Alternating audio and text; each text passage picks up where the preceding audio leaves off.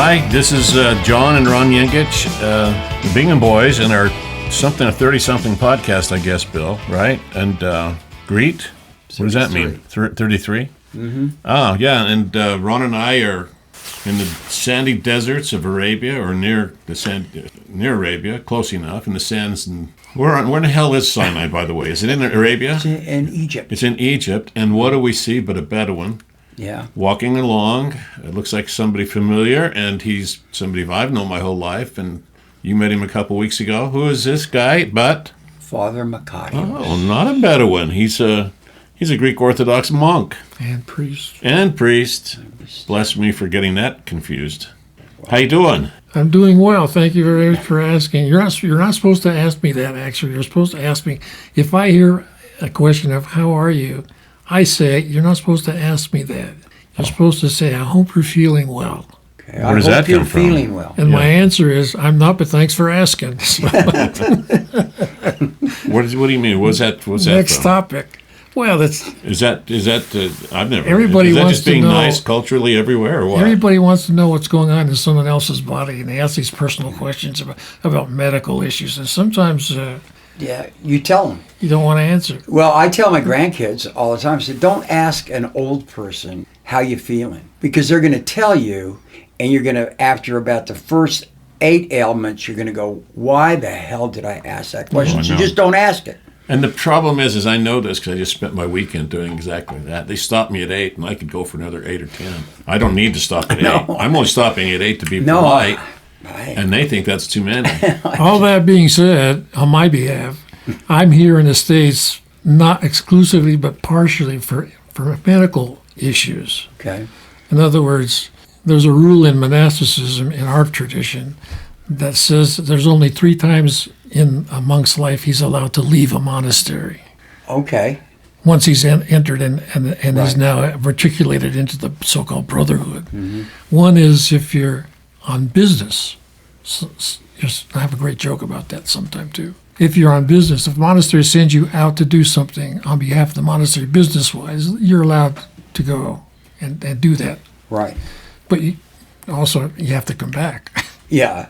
Number 2, if you're suffering health issues and you can't be can't be provided to you by the monastery, you're allowed to go back into the so-called world to get medical help. Okay. And number 3, if you're dead, Then you can leave the monastery? Okay. So we're going to, actually what we decided today, we're going to talk about you mainly today. We're going to put, it may fall into it. We're going to put politics and stuff aside. We're going to talk about you. And we'll remember that because we're going to get into it. But first, the question I had, and John and I talked about this, was the word of the day is your name, not your given name by your parents, is Makarios. Did I pronounce it right that time? you did. And what does that mean? It's a word in Greek, when translated into English, means blessed. Okay. And we find this word in the Psalms of David. In fact, the first word of Psalm 1 is blessed. And it says, continues, blessed is the man. All right. So it's interesting to me, just for this purpose, because in Latin it's Benedicte. So the rule of Saint Benedict is one of the primary rules that is followed in the Roman Catholic Church for monasticism. I know a little bit about that. I've read his rule, and it's interesting to me. So we're going to talk about that too a little bit. So that's kind of a jump off part. But what I wanted to know, since you've been a monk in the desert for a long time, about going back to when you were a kid in Copperton before you moved to Copperfield. Copperfield. I said, Yeah, I'm sorry. it's okay. That was I've got it in my notes as Copperfield. When you were a kid, what do you remember about Copperfield before you left? I mean, what stands out in your memory about that time of your life? I remember the house we lived in. I remember the number on the side of the house that identified it on the street. Which is? 582 Okay. Copperfield, Utah. There were no zip codes in those days, Right. of course. I remember as a kid, being sent out from my house with my mother handing me pocket change to go to the local store. Copperfield Merc, Bingham Merc? Where'd you go? Was in the Bingham Merc was Copperfield. down below. What It's is through the tunnel. What were the stores This- in Copperfield? This was an Italian-owned, Oh, really? just a local market. Uh-huh. And I can't remember the name of this family, but everybody knew them, and so I would walk from my house to get a loaf of bread or a quart of milk or whatever my mother needed for the house for. So I remember that as a kid. I remember tour buses coming through the tunnel, unloading tourists at the observation point. It was in Copperfield back then. Yeah. I remember his that. name was Scotty. I don't remember his last name. The guy who did all the announcements about what was happening in the mine, trains going back and forth, and Okay. explosions and stuff. And they would get back. We would find samples of ore, that's all over the place. Right. And we would try to get money from these tourists. We sold rocks. So they could Sold take, rocks, hey. Our take first a job rock, was selling you know, rocks. fool's gold, whatever it was, back to where Iron it came pyrite. from. Yeah. I remember all those occasions, and that was pocket change for myself and my brothers, actually, and a lot of other kids too, my age at the time. What do you remember from Copperfield, John? Very little. Copperfield was being taken down when I was really young. Mm-hmm. And I do remember being up there. I remember the circle, it was called. There was a circle there. And I remember the heights. And I don't remember pockets of it. I don't remember Telegraph, and I don't remember Galena, and I don't remember Dinkyville other than the name. I don't have visions of it. So one of my earliest memories of Copperfield is actually tearing down a home up there. And I don't know whose it was, but my dad was building our place in Leadmine. And we took almost all the lumber out of a house he was tearing down somehow in Copperfield. And so my memories are myself and my brother. I don't think he remembers it, but we're walking around, and these guys that seemed like giants to us, at least to me, were pulling nails. And by the way, 2x4 back then was a serious piece of wood. Yeah, it was. It was not like shaved down to something called a 2x4 that still structurally worked. Heavy wood, and the 2x12s were heavy. These guys lifting all that stuff. And I can remember really distinctly the sound that a nail makes when it's pulled out of wood, like that screech. And they were pulling these nails, and they were using crowbars and hammers, and then stacks of wood. I don't remember how we got it to Leadmine. And then taking that wood, and then he reconstructed a house in Leadmine, which probably was the last home built in Bingham Canyon. That would be the middle 50s. I'm talking about from Leadmine above for sure.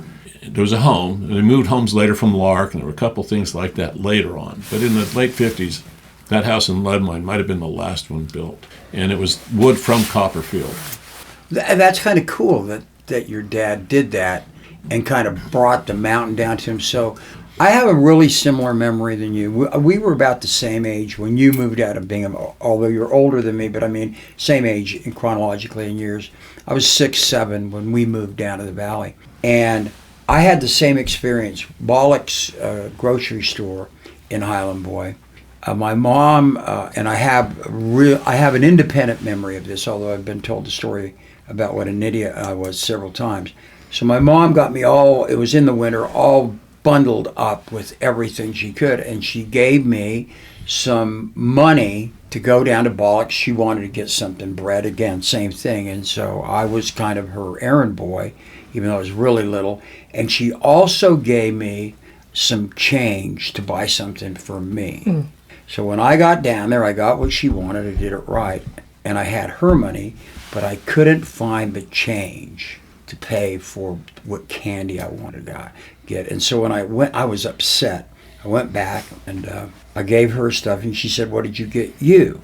And I said, "Nothing." Anyway, and so as the story goes, she said, "What happened?" She thought maybe somebody took the money, my change from me, and it was just basically I had lost it. And so it was okay. I mean, she was understanding about it and was prepared to give me some more money to go back down there. But then she had to tell everybody she possibly could that came by about how I lost 50 cents between Highland Boy and Bollock's Bollock's store. There were probably guys out looking for that for quite a while. Well, there was nobody looking for it. But I do want to say one thing about tearing down the house. So before we moved, while we were still living in Highland Boy, the company started selling the land. Of course, nobody owned the land, but selling the leases to people. And they gave leases to people if you were willing, or they gave the wood and the other things to people. If you're willing to tear it down, they'd give you that. Yeah, it might have been somebody we knew. It could have been one of our relatives. It could have, who knows. Hey, by the way. Well, we tore down, we tore a house down across the street from where we lived, and I remember very much the same thing. I remember the sound of the nails. I remember, doing that, stacking the wood and all of that stuff. And then I don't know what my dad did with it. And the sound of nails being taken out and the sound of nails going in. But I also remember the smell of the interior of this house, because remember the old wallpaper? It just had this musty, dusty smell. I've never forgotten that smell. They were all wooden homes. Everybody had wallpaper up there. Makarios, I was going to ask you though, and this was long after there was a true Greek town up there, and which was there. There were two actually. One moved off the hill and on the other side of the canyon, but the place that had hundreds or thousands of Greeks at one time. Were there any left when you were a kid besides the Manis family? Who lived up there that were Greek? I don't know. We had some neighbors who lived next door to us who were a Greek family. Who? Believe it or not, their name was Nepolis. Okay, that's my cousin's. That's my dad. That's my grandfather's brother. That's who they were. They were in the house right next to us. And their son was Costa. Yeah, he's a little bit younger than you, and he ended up in the military and off to Vietnam too. Yeah. The other, and I was mistaken about this. The family that owns the other place restaurant in downtown Salt Lake is Luras. Yeah. Luras. They're Bingham family. Yeah. I thought they were related to my mother's side of the family, which is not the case. They were just friends of my mother and her siblings. They were from at Aunt Maggie's and Uncle Sam's wedding, the Lurises. So very close to them, but not family. Did the Soterio family still live up there at that time? When he was young, they did. Probably not at that point. And I think the Adondakis family and the Fergus family had already moved. Okay. Out of the camp. Baptists had moved. Yeah. I mean, what great Bingham names. Those are great Bingham names. How about... My uncle was in business with my father, Malcolm-Janus. His family was from Huntsville, outside of Ogden. And they were in the sheep business. Oh, really? They were sheep herders? Yeah. They weren't little sheep herders. They were big sheep. They were major sheep herders. It was a big deal. So in Bingham, the Condis family were shepherds. Right. And there's a region of Greece called Rumeli, central Greece. And they were a shepherd family, and they moved their sheep from Bingham over to Park City area. All the property, basically, between what was Park West and Park City Resort, used to be a canyon. Sheep ranch. It used to have one cabin in there. Now it's all condoed out. Right. That was the Condis Ranch. Yeah. They had all that property. They owned all that property. Yeah, because there was the thing called the Homestead Act. Right. And if you tended and you made improvements, you get 20 acres for everything you did. Right. Same time that's going on up in Huntsville area, our uncle's family married into our family, and the Nass family, Malchus and Nass, had a farm at the bottom, and they were shepherds, and going up towards Morgan and everything. They had, according to my cousin, this seems outrageous, but this is exactly what Nick told me, 40,000 acres. 40,000 acres. I mean, this is the size of Delaware, whatever, right? This is crazy. And they had that same deal by being shepherds and improving the land, and they just kept on going. I don't know if it's flat acreage when you look down or mountainous or whatever. It was sold to a guy, whoever was the star of the 60s TV series called The Virginian, if you remember The Virginian. Yeah, I do remember that, yeah. He, I think, led the group that purchased it, which would probably seem like a phenomenal amount of money back then. And they kept the farm. They kept the farmhouse and the ranch, but they didn't keep the acreage. And today that would be worth who knows what, but the fact is that they did sell it out. There were a lot of Bass huge, families 40,000. that ran sheep too. I don't think I've said this, but I remember as a little boy they would bring the sheep down off of the mountains up in Highland Boy, and they would come down. We called it the New Road. It was just an old dirt road above our house. And it was so, to me as a little boy, it was so cool because there would be a goat or a sheep in the lead that had a bell around, and they'd come down and then go around and go down to the valley. Okay, so you have specific remembrances of it, and then the next question in regards to that is the ethic that you learned in Bingham. And again, you were a little boy, but you also within the Greek community and the community of Bingham people that moved into the valley. And John, in my opinion, I'll speak for both of us, there's a sense of inclusion, if you come from there, sense that all types of people are your brothers and sisters. My brother, older brother, sent me a photograph on my iPad in the monastery of a photograph of my 3rd or 4th grade class at the Copperfield Elementary School, which was a short walking distance from the front of our house. And all these kids my age, some now have passed away, unfortunately, are in that photograph. Maybe 20 people, 20 kids. And there isn't one kid sitting next to the other who looked like his neighbor or his friend. They came from all sorts of different places. This poly-ethnic situation has stayed with me my whole life. It's meaning that people from different places looking differently than I do, and me to them, found ways to find some unity within themselves as a community. This was, I think, the power that existed in the employee community hired by this copper company to come. You remember these names? These are your classmates. Oh my God, you got the picture. Yeah. That's what's most, because it has led me in my lifetime to understand people from different places, maybe not believing the same things, but sharing a commonality. So and while John's looking at that, so when you go, I'll tell you your neighbors. Sorry. I'm having trouble with this damn. Well, so let me just ask the question while you find it. So the question I have is, when you carry that into becoming a monk and a priest, and you're living in Egypt, and as I understand, that literally there are Bedouins that, in the past at least, have protected the monastery. Still do. So you're living with different people, and there are different people coming there. Did that make it easier to go there? Did it help you with what your responsibilities were at the monastery? If you're able to understand the presence of this Christian monastery in a foreign land, foreign to them ethnically, foreign to them on a religious level as well, then you begin to understand how it is to live in let me use the word commonality with them. My vision of this situation is we as Christians within the Christian community are a minority within a majority religious majority country. But within that Christian minority, we are also a minority, because the Orthodox Christian presence in Egypt is very small number-wise these days, as opposed to the native Egyptians who are Christians. They're the dominant Christian Christian group in Egypt. It's the largest Christian population now in the Middle East. And they're Coptic Christians, with the multi-million number community.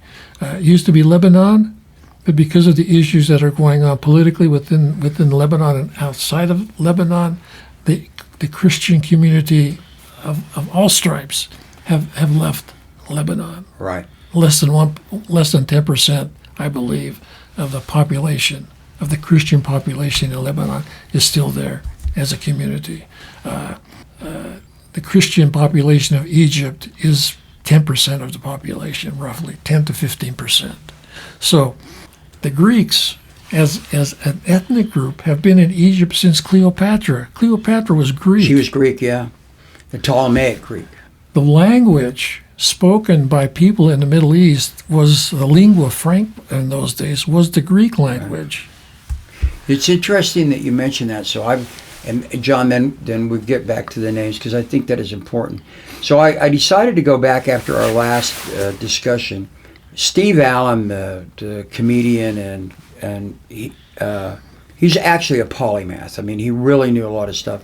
He did a thing called the Meeting of the Minds. It was a television program where people would take the roles of various people. And I have them on cassette tape. So I dug out an old cassette recorder. And it was driven a little bit by what we talked about last time and just some other feelings I'm having these days.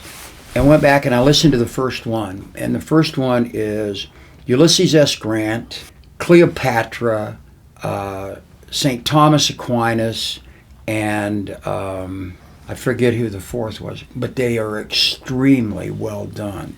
And Cleopatra makes that point clear when I think Ulysses S. Grant, or no, Teddy Roosevelt asks her, well, tell us about your Egyptian heritage. And she says, sir, I'm not Egyptian.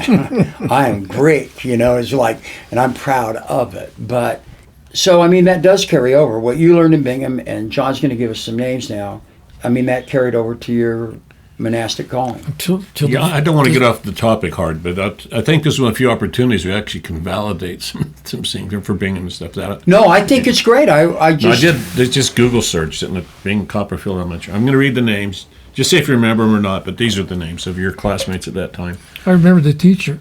I don't remember his name. I'll give it to you. And Jesse Sanchez. Lived down the street from us. Okay, Jesse Sanchez. Remember? Gladys Ortiz. Yes. Ernestine Vigil. Yes. Yvette Jaterka. Oh, yes. Janice Golish. She was our babysitter. Her sister. Someone named Minerva, no last name. Helen Gibson. That one I don't remember. Elva Cordova. Cordova, I remember. Alice Montoya. Bobby Gallegos. Florencio Griego.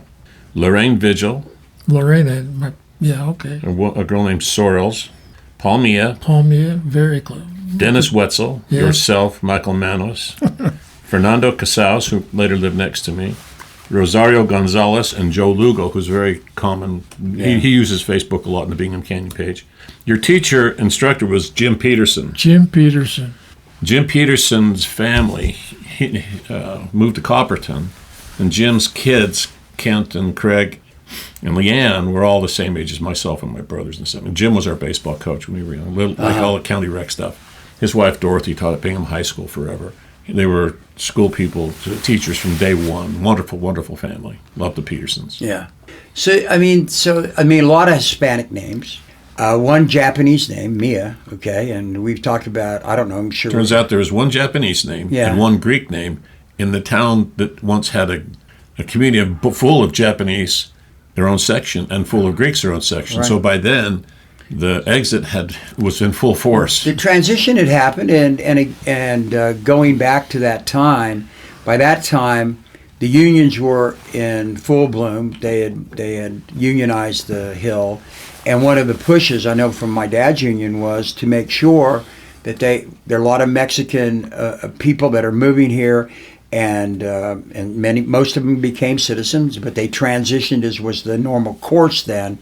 And the deal was with my dad's union, the mine mill, I'm sure with others, was, you know what, these are the people you're going to hire to the company. You're going to hire these folks that are moving up here, that are taking the places. You're not going to go hire, because at that point, people from the valley wanted to come up and take those jobs. Those were good jobs, and they were getting good. They were paying good money. But the union stood up for that very purpose to say, no. Yeah, I mean, some people have moved out, but we're not going to hire just anybody from the valley. You got to hire from the people that are here and able to work. And so a lot of them kind of took those places in a sense, and in a sense they didn't take their places. They replaced them because they had moved on to other stuff, which is the way it works. Can I back up a couple of steps? Manos is not my name in Greek.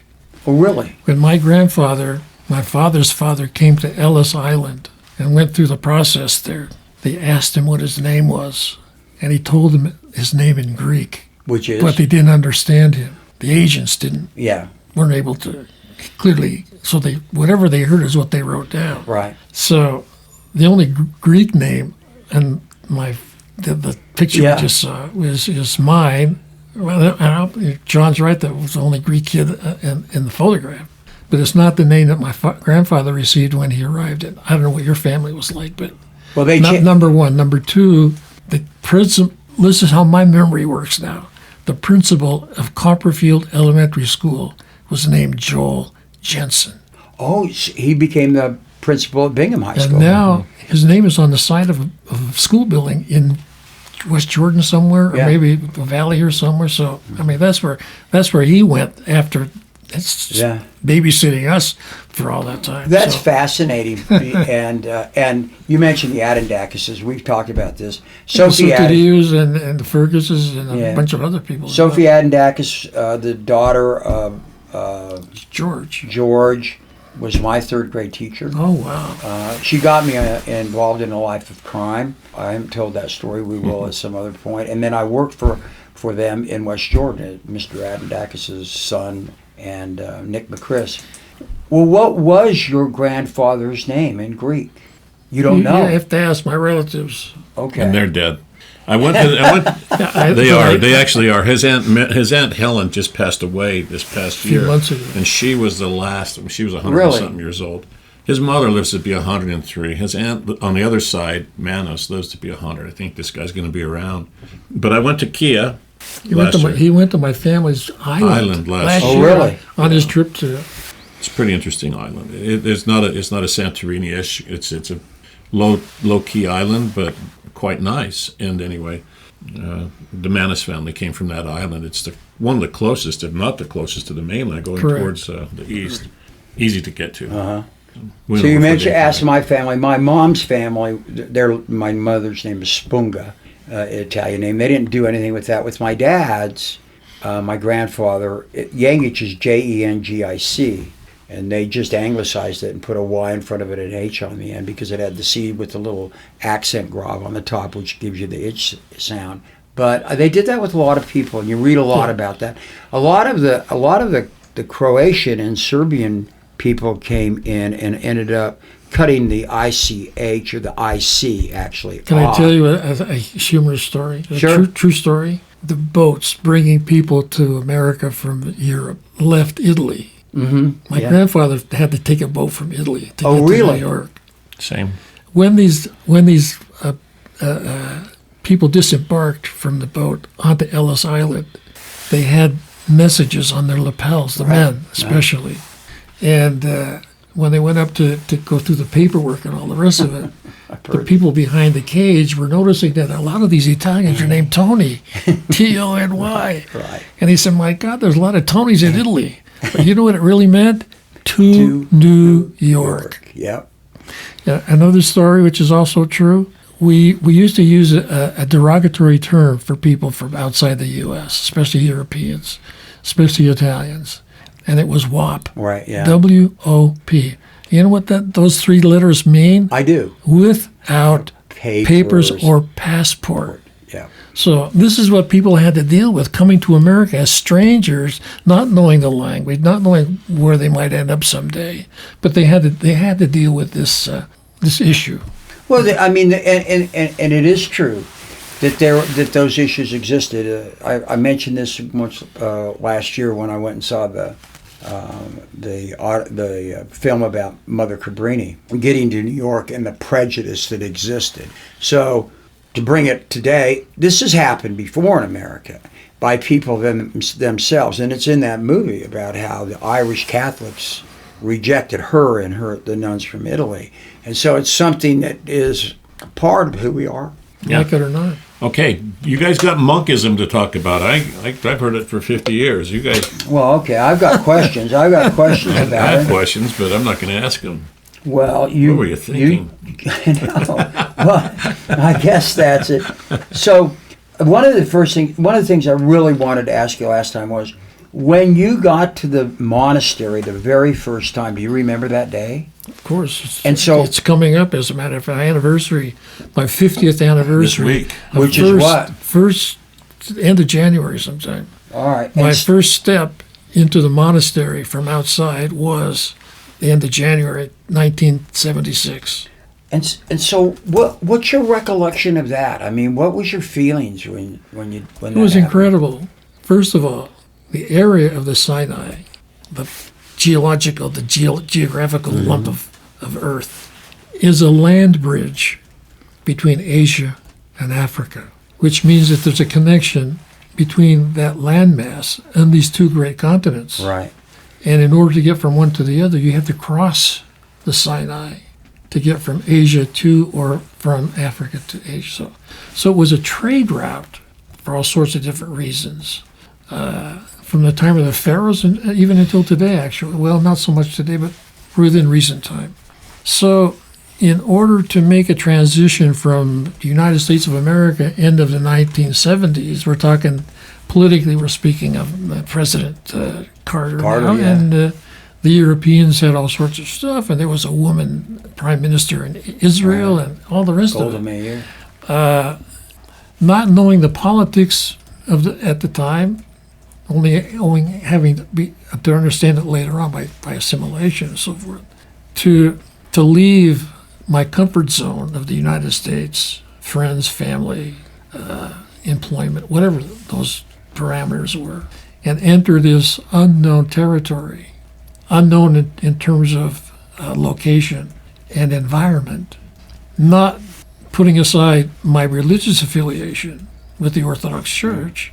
That was the magnet that drew me to this place, not understanding all of the rest of that scenario, and finding a way to assimilate myself into a situation where things are not common or easily understood, and from all sorts of different levels. But having the experience of growing up with all sorts of different people in my youth, my Bingham experience, so to speak, helped me make the adjustment that I needed to make between my known world and the world that I was being introduced to that wasn't very clearly understood by me at the time, if that makes any No, sense. it makes a lot of sense, and I guess I was hoping that would be the answer in a sense. I mean, that is the deal, that once you learn about living with so-called different types of people from different cultures, and you learn that it's cool to do that, it's okay, and in fact, it magnifies who you are as a human being, spiritually and mentally, that you're able to do that. And when you got there, everything was Greek within the monastery itself, I guess. Not necessarily, Okay. because of politics. The Sinai was victimized one way or the other. Maybe that's a bad word to use. By circumstances. In other words, the displaced Hebrew people from the results of World War II Right. were looking for a place to place themselves. Several places were suggested to them. Their leadership said, no, we need to go back to our motherland, the home that was established for them by the history of the Old Testament, Right. basically. And that's where they settled. The local people the Roman establishment, the Roman Empire, forced the Hebrew people to leave their motherland. The religious edifice that they had so much faith in, the Temple of Solomon Right. in Jerusalem, was leveled. And the people were no longer at home. Were not allowed to be at home, and were displaced until the 20th century. The Arabs, who didn't like the Hebrew presence in the Middle East, were in conflict with them 4 different times. The Arabs went to war against them to try to displace Right. them, try to prevent them from returning. Including Egypt, the military in Egypt Egypt itself. was at the forefront of Yeah. that, with other Arab nations. There were 4 major conflicts between the Arabs and the Israelis, beginning in 1947, 1956, 1967, and 1973, all to the detriment of the Arabs, all in favor of the Hebrew people. The Jewish people in Israel displaced the Palestinians. Palestine is not a kind word being used any longer in the Middle East, although Palestine means Arabs, not necessarily a religious delineation, But an ethnic a cultural, one, cultural and ethnic. Because a lot of Palestinians are Christians as opposed to being of some other faith. So the struggle was to have the Israelis return to their biblical homeland. But what about the people who have been there since the Romans removed them in the early first century AD? Particularly when, and it began at the turn of the 20th century, and mainly in the teens after World War I, that there actually be a homeland, that they'd be able to go back to their homeland. And it took a long time because there were these problems that kind of matured into the movement of post-World War II Jews, and actually during World War II, into that area. And you get there when it's really right in the middle. Right in the middle of it. The major conflict that created a situation that I entered started in 1967. Six-Day War, was that the Six-Day War? Was that the second one? I don't know. We'll have to. Your listeners can tell us. Yeah, but I mean, the thing is that every time the world thought that war was over, because the Jewish people were able to win those wars when they were started, particularly those three, that would be the end of it. But the end of it doesn't come because there are all these I guess I'm asking this question because of the numbers of people that are there and their desire for that to be their homeland. In 1967, this is a key date in the history of this problem. The Israelis were able to defeat the Arab armies, and they took over areas that had been populated by Arab people, including the Sinai.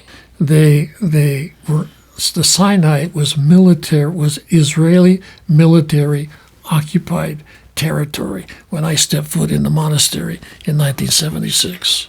So in 1976, you are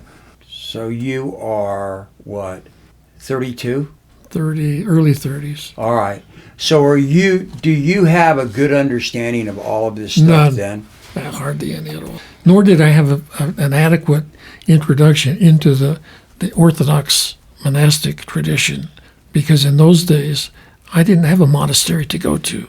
If I had such an inclination as a student of theology or as an Orthodox Christian interested in however you want to define the so-called monastic life, it was barely in its infancy. It was still in the womb.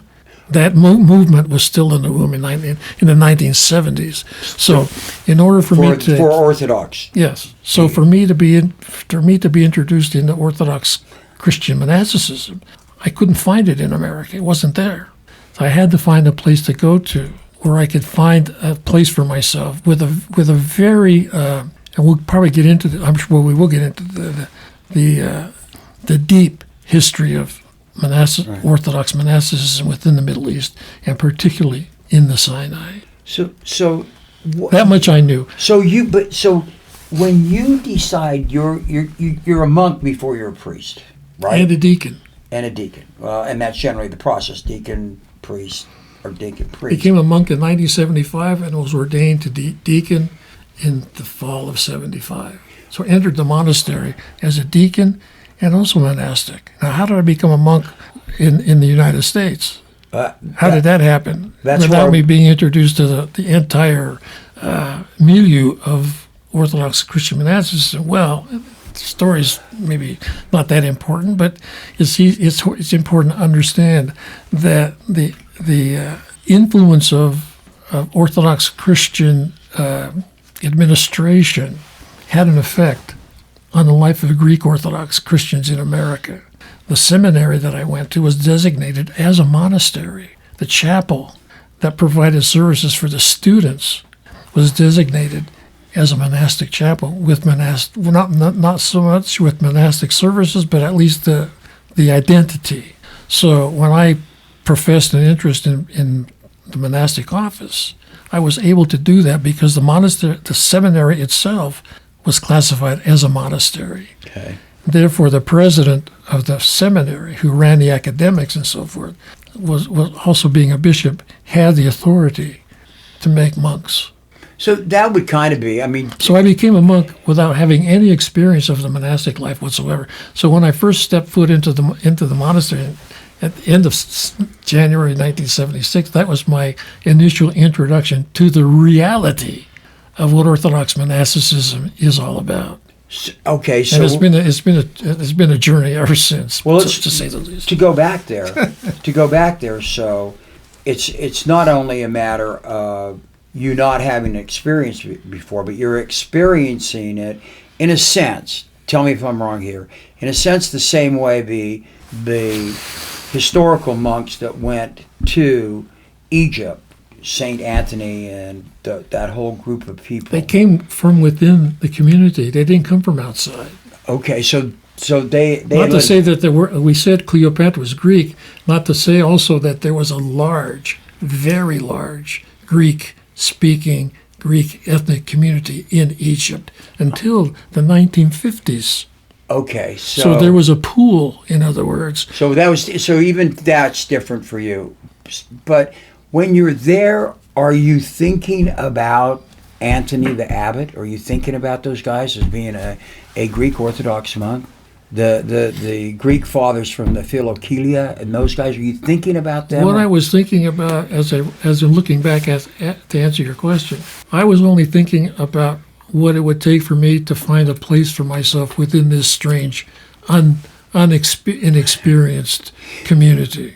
That's pretty awesome. I mean, so this really is... Had I not found that connection, what would have happened to me if I had gone to the monastery, which happens a lot, by the way, and did not find a place for myself, and not necessarily being asked to leave, but finding a way not to stay.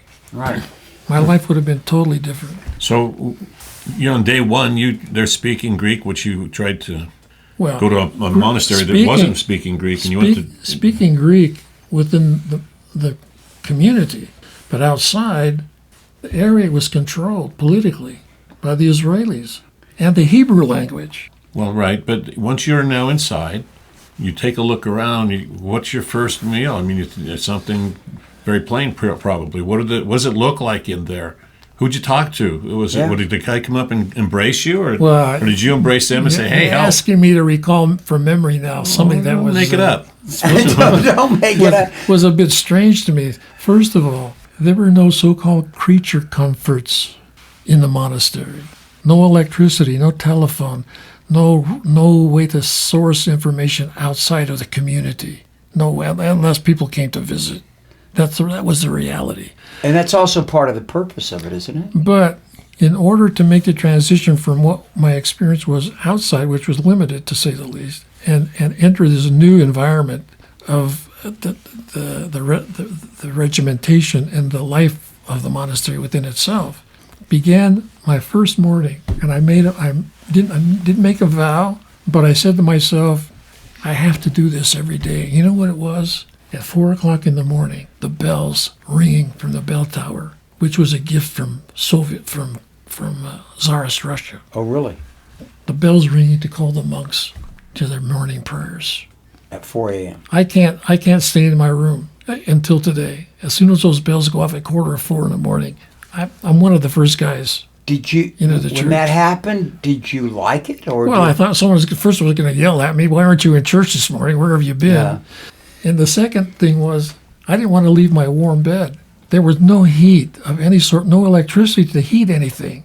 So, and we also, there was no hotel space anywhere outside the monastery for guests, for people visiting the monastery. Everybody who came there stayed in the monastery. We had 180 visitors inside the monastery staying overnight with us every day, 7 days a week. Besides the community, which numbered in the low 20s in those days. So, but they were separate from us, even though we were next door to them, room space-wise, or down the hallway from us. They had very little to do with us as a spiritual community. They were there for other reasons. But they had to stay with us because there was no other facility anywhere around. And does that remain the same today? No, absolutely not. It's totally 1,000% different today. Is it better today or worse? It's worse, Why? in my opinion. Why? The isolation and the separation from the rest of the world that I experienced, and an emotional experience as well that I first experienced. I was on an airplane flying to the Sinai to an airstrip that had been built by the Israeli Air Force in order for them to land warplanes in order to affect their disputes with the local Arab communities. But the government of Israel allowed civilian airplanes to land tourists from Tel Aviv and Jerusalem on a private inland airline that serviced this group of people to land on this airstrip to deliver tourists to the monastery. There was a strike in Israel. Workers in Israel had very union-oriented people. We talked about that earlier. Bus drivers, cab drivers, workers here and there, they all went on strike. There was no way to get off that plane at that airstrip in Sinai and find a way, which is 10 miles, by the way, from the airport to the door of the monastery, except a military transport army vehicle. We used to call them 2.5-ton trucks when I was serving. With an engine that roared, so you couldn't even hear yourself talk. So they piled all these people on the back of this truck to take them, just plain tourists from wherever they came from, to transport them from the airport to the monastery for their visit and then take them back to the airport to take them back to Jerusalem or Tel Aviv, wherever they came from, that morning. So the noise from this is my first day in the monastery, the noise from that truck was so bothersome that when the truck rolled up to the door of the monastery and the engine was turned off by the driver, what hit? Silence. Absolute silence. That hit me like a ton of bricks, because everything that we do, everything that we encounter in our daily lives is noise related somehow, whether it's generated from, well, however. And suddenly find yourself in a place where there is no noise, unbelievable. And I said to myself, you know what? Thank God for this, because I'm now beginning to understand what it means to have a life here in this place. The silence. Did you talk? Was there talking amongst the monks, or did you have? Well, they knew I was coming. I had to have letters of introduction. No, I'm saying once you were in the monastery, could you talk with other monks whenever you wanted to? They talked to me as little as possible. Okay. They just wanted to know. They wanted to acknowledge the fact that they had received information in writing about my visit. They knew what the parameters were for my time with them. They gave me a room to stay in. Other than that, very little interaction with the brothers. There were very few people there. Are you in the same room still? No, same location, but not in the same room. And do some of those guys say, "Hey, let's go play some pickleball"? Do you have like relationships with some of that? They do that amongst themselves, but not with me. In other words, it's a conscious choice by my own self. You don't want to determine for myself what interactions I have with the brothers, whether or not it's something that I need to do. What is your day like? The days are everywhere. It's the same system in every Orthodox monastery. There's the 24-hour day is divided into 3 parts. Part 1 is prayer. Part 2 is prayer. Is work. Part 3 is rest. Rest does not mean sleep. Orthodox monks have learned over 2,000 years of tradition that when you're sleeping, you're not praying. St. Paul said in 1 Thessalonians, I believe, chapter 4 perhaps, to pray unceasingly. Right. What does this mean? How do we interpret this to mean, and how do we put that interpretation into our daily life as something that we need to strive for? It means keeping within the human mind the memory of God and trying to develop a relationship between yourself and your Creator with that paradigm of prayer. And what is the enemy of prayer? Distraction, plain and simple. So if you find ways to distract yourself from the regimen, the discipline of prayer, by chatting with your neighbor who may want to have a cup of coffee with you, or have you go somewhere with him or them, or to take you away from whatever you're doing. But let me tell you something, that is almost completely eroded today because of modern conveniences and because of the connection that the monastery has with the outside world. Let me tell you something, a true story. People came to visit the monastery after World War II. This is an absolutely true story. And the monks said to them, came to the Sinai to visit. The monks said to them, "What war?" Because they did not have that. They had there was none whatsoever. So now we know who presidents are, we know who prime ministers are, we know who's conflicting with one nation to another, we know the brand of toilet paper we're going to use. I mean, just all of these things that invade our space in terms of our understanding of how to reject. So one of my favorite people, he's really kind of my spiritual master, if you will, Thomas Merton, the monk. He says, I read him every day. He says, I think I got the wrong one. He talks about that, and I brought something, it's a quote that goes directly to that, about being in the monastery and being surrounded by noise, and about how he went to the monastery for quiet. And we're talking about Gethsemane, which is in Kentucky, and then the old Huntsville Monastery was the Cistercians that went to that monastery. Right. Merton thought he was going to go, but they kept him there. But he makes the point that then in a monastery you are always recovering Jesus for the first time. He says, today in a moment of trial I rediscovered Jesus, or perhaps discovered him for the first time. But then in the monastery you are always rediscovering Jesus for the first time.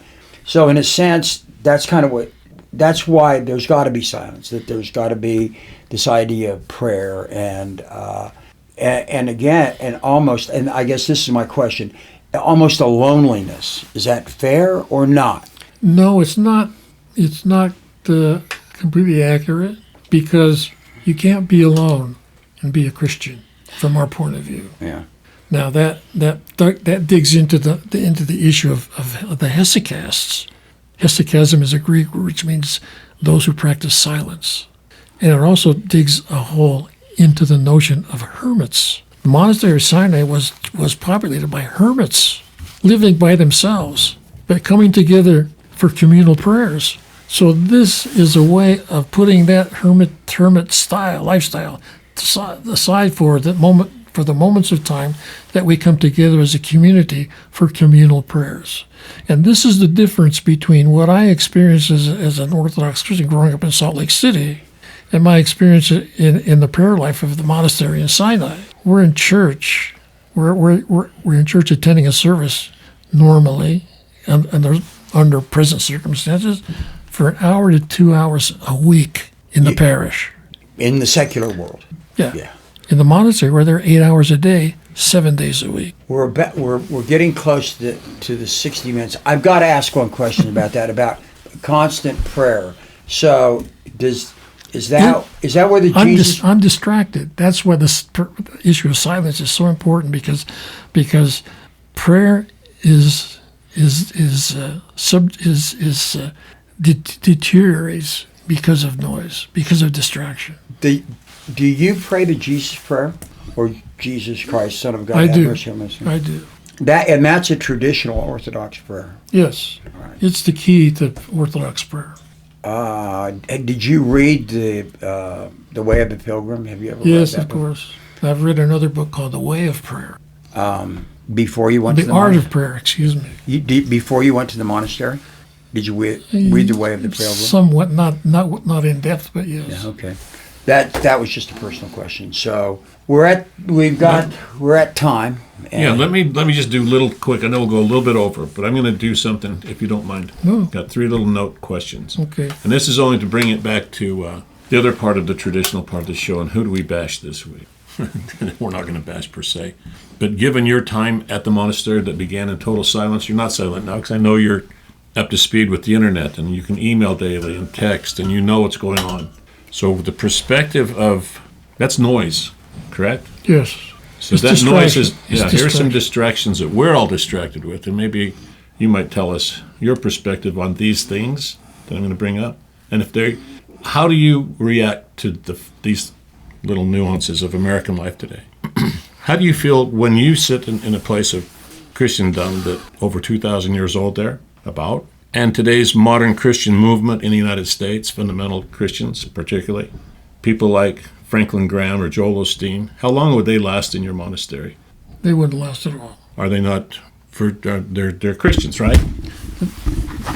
They say they are. I mean, what do you consider that? We give deference to a saying that comes out of the Orthodox Christian monastic tradition. Prayer is a theological construct. One professor of theology wrote in a book of his, French, but transported to a theological school, Russian Orthodox theological school in New York. He said, "He who prays is a theologian. A theologian is he who prays." So to say that you pray and you don't know the dynamics of the Jesus prayer, you're not.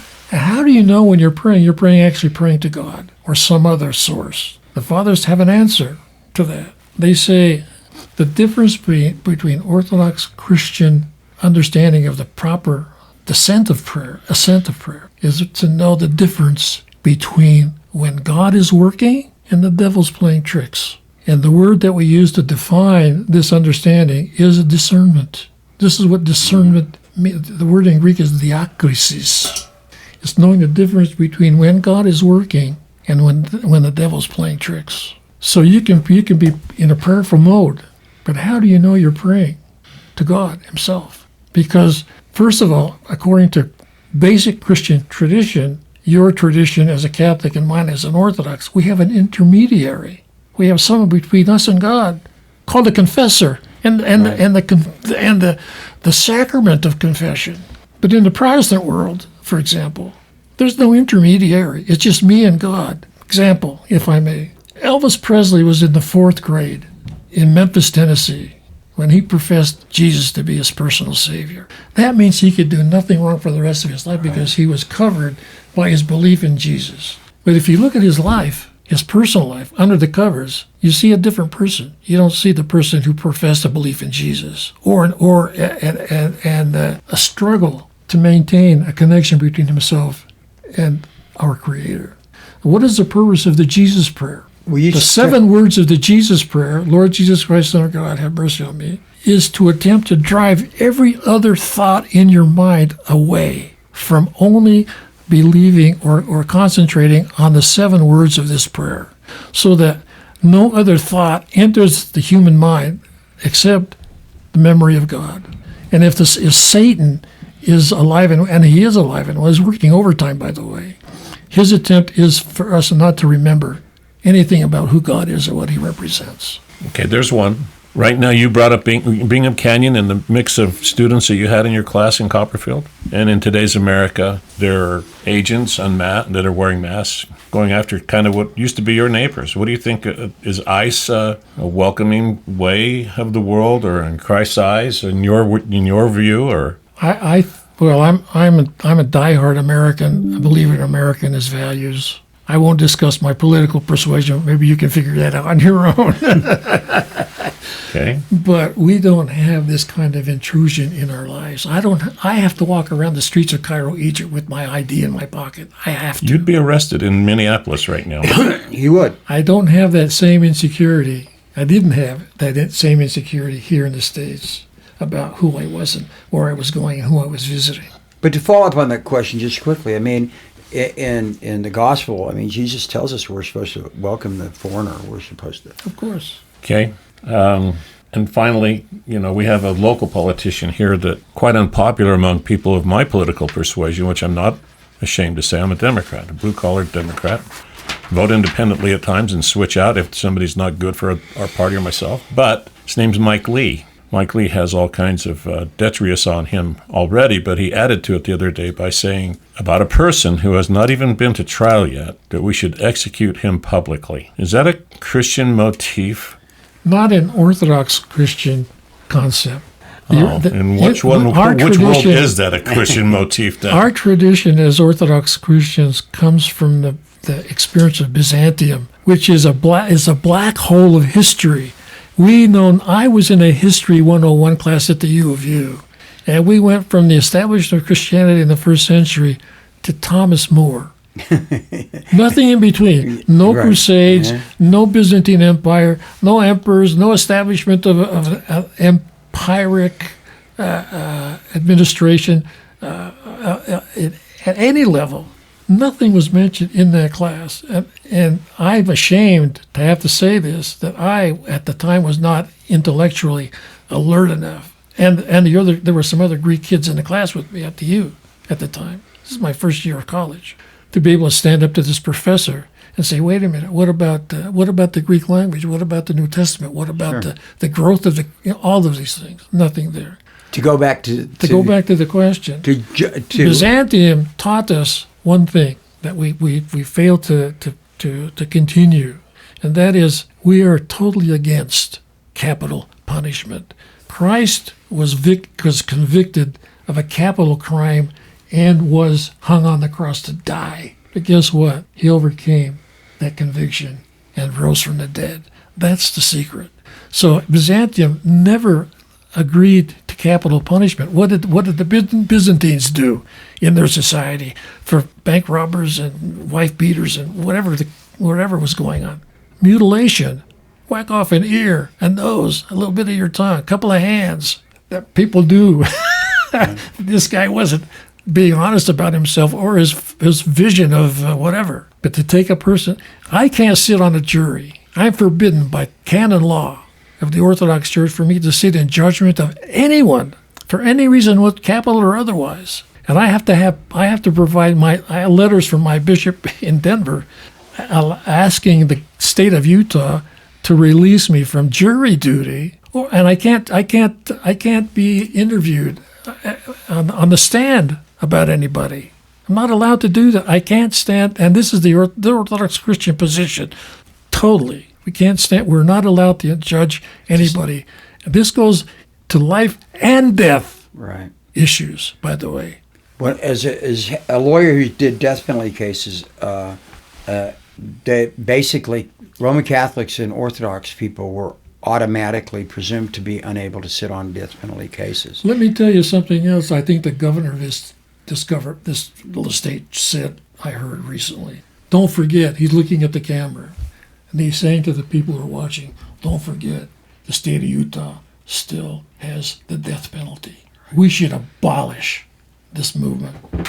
In every state in the country, should be forbidden to be used in any case whatsoever, in my opinion. Well, I hope you're singing to the choir on that. Certainly to me, because having done them and having been with the man within hours, within a half hour before he was executed at the Utah State Prison, it's a barbarity. And I don't think we can call ourselves a Christian nation, which a lot of people like to do, and still have the death penalty for a lot of reasons. Orthodox Christians are for mutilation. That's a great second. That's a God. Okay. So let's talk. No. But that's really. I just want to see how this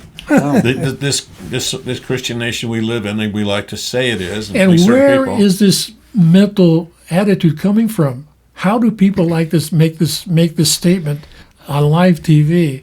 What is their motivation? What is their source of information that allows them to say things like this? To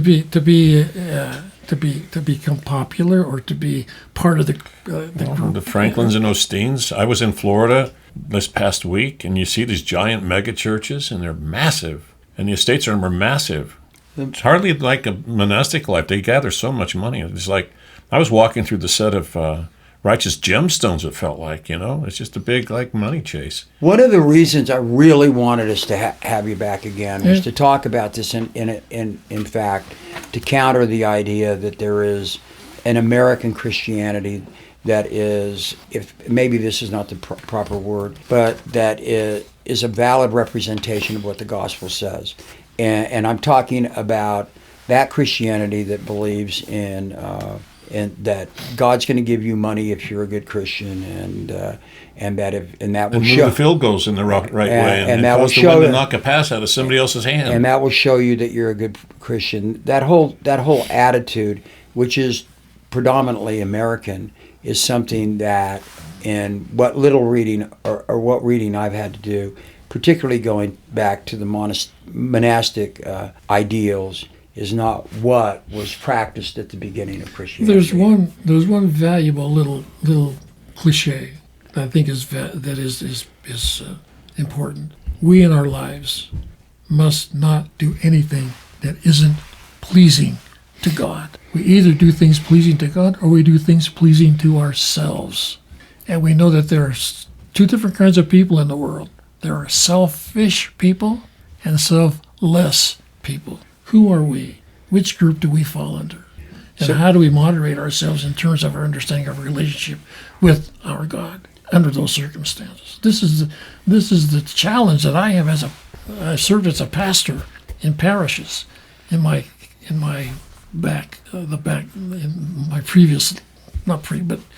experience. So I've served parishes, and I've understood making a difference of where a person is today spiritually and where that person needs to be in the future. It's a geographic dynamic. Church is in a historical direction, parallel, but it's also vertical. So how do we change people's lives? How do we get them to move from here to there, vertically and parallel? This is my challenge. All right. And it's a challenge of the monastic tradition or the Orthodox. How does whatever happens in the monastery ever get out into the public? Well, How do channels people like this know on was the one outside way. what we do on the inside for 16 hours a day? so in the old tradition, you'd say to an older monk that you ran into in desert, Father, give me a word.